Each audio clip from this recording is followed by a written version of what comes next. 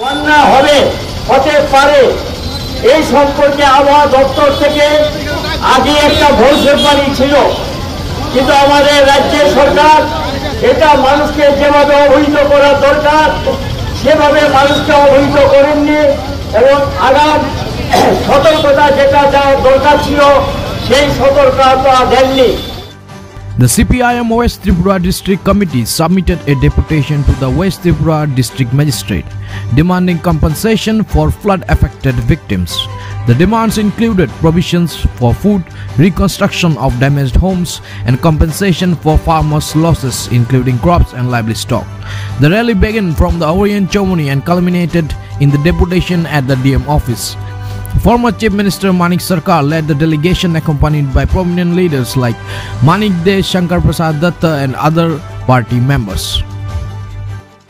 অর্ধেক মানুষ ক্ষতিগ্রস্ত, কয়েকটা মহকুমা বাদ দিয়ে অধিকাংশ মহকুমা জেলাগুলো নানাভাবে সেখানকার মানুষ বন্যায় আক্রান্ত হয়েছেন বা ক্ষতিগ্রস্ত হয়েছেন এবং বন্যার্তদের সাহায্যের দাবিকে সামনে রেখে ইতিমধ্যে আমাদের কর্মীরা এগিয়ে এসেছেন, আমাদের সমর্থক দলনীরা এগিয়ে এসেছেন।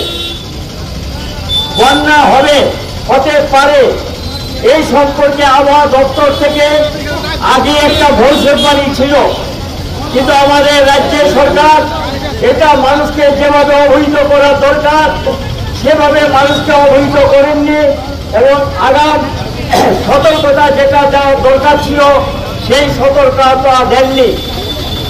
1983 সালে একটা বন্যা হয়েছিল, সেই বন্যায়ও মানুষকে আমরা আগাম সতর্ক করেছিলাম, সেটাকে মোকাবিলা করেছি। ইতিমধ্যে 33 জনের মতো মানুষ এই বন্যায় মারা গিয়েছেন। যারা মারা গিয়েছেন তাদের প্রতি আমরা সমবেদনা জানাচ্ছি জমায়েতের পক্ষ থেকে। এতটুকু প্রাণ গেল, এটাকে তো আটকানো যেত যদি আগাম ব্যবস্থা সরকারের দিক থেকে থাকতো। মানুষকে বন্যার সময় কিভাবে উদ্ধার করতে হয়, কিভাবে যেখানে বন্যা থেকে রক্ষা পাওয়া যায় সেখানে নিয়ে যেতে হয়, তার জন্য আগাম জ্ঞান করতে হয় এবং যে এলাকাগুলো নদীর পার্শ্ববর্তী এলাকা সেখান থেকে মানুষকে বুঝিয়ে সরিয়ে নিতে হয়। এটা সরকারের দায়িত্বের মধ্যে পড়ে। আমরা লক্ষ্য করলাম সরকার সেই দায়িত্ব পালন করলেন না। ব্যাপক বৃষ্টিপাত হলো, সেই বৃষ্টিতে আপনাদের আগরতলা শহর কোমর সবার জলের নিচে ডুবে গেল। সারা রাজ্যে জলে মানুষ সেখানে কিভাবে জীবন রক্ষা করবে এই অবস্থা তৈরি হয়েছিল। অনেকে মারা গেছেন, সেই মৃতদেহ পর্যন্ত সৎকার করা যায়নি, দেরিতে সেখানে সৎকার করতে হয়েছে। একটা পরিস্থিতি যে ভয়ঙ্কর তৈরি হয়েছিল, এটাকে রক্ষা করার জন্য কিভাবে মানুষকে বাঁচানো যায়, এটা সরকারের দিক থেকে যদি আগাম কিছু ব্যবস্থা থাকতো তাহলে এত ক্ষতি হতে আমাদের মনে হয় না। যাই হোক, আমাদের যারা বামফ্রন্টের কর্মী নেতারা তারা তাদের সাধ্য অনুযায়ী বন্যার্থ মানুষকে রক্ষা করার জন্য এগিয়ে এসেছেন এবং একজনের বিপন্ন হলো গত পরশুদিন আইএলএস হাসপাতালে মারা। বন্যার বিপদের আশঙ্কা করে আমাদের সরকারি স্তরে বিভিন্ন দপ্তর আছে।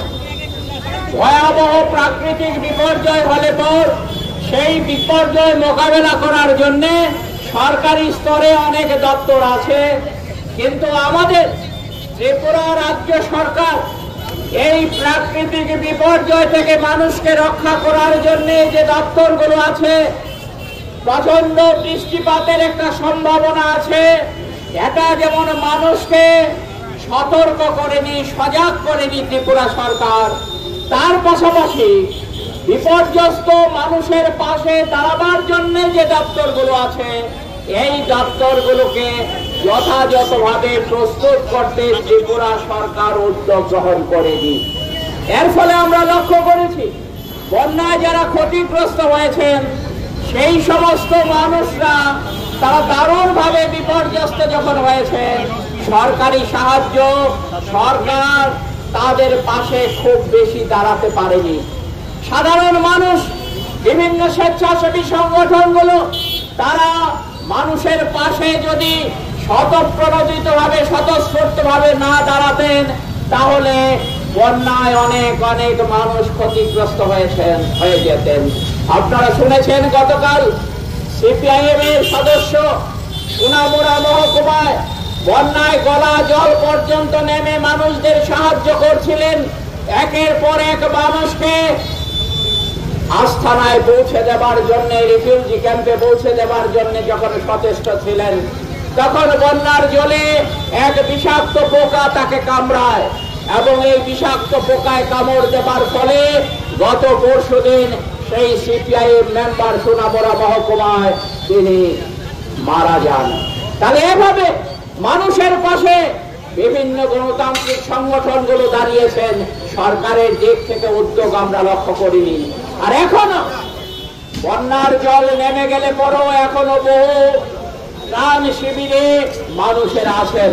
সেই মানুষদের রক্ষা এবং যারা বাড়িঘরে ফিরে গেছেন তাদেরকে বাঁচানোর জন্য, তাদের বাড়িঘর তৈরি করে দেওয়ার জন্য সরকারের দিক থেকে ব্যক্তিগতভাবে প্রতিটি বাড়িতে গিয়ে যোগাযোগ করা, তাদের পাশে দাঁড়ানোর জন্য সরকারের কোনো হেলদোল আমরা দেখছি না। আর তার জন্য সরকারকে সতর্ক করার জন্য, সজাগ করার জন্য পশ্চিম জেলায় জেলা প্রশাসনের যে প্রধান, জেলা শাসকের কাছে আজকে আমরা এসেছি। আমরা চাই অবিলম্বে সরকার এই ক্ষতিগ্রস্ত মানুষের পাশে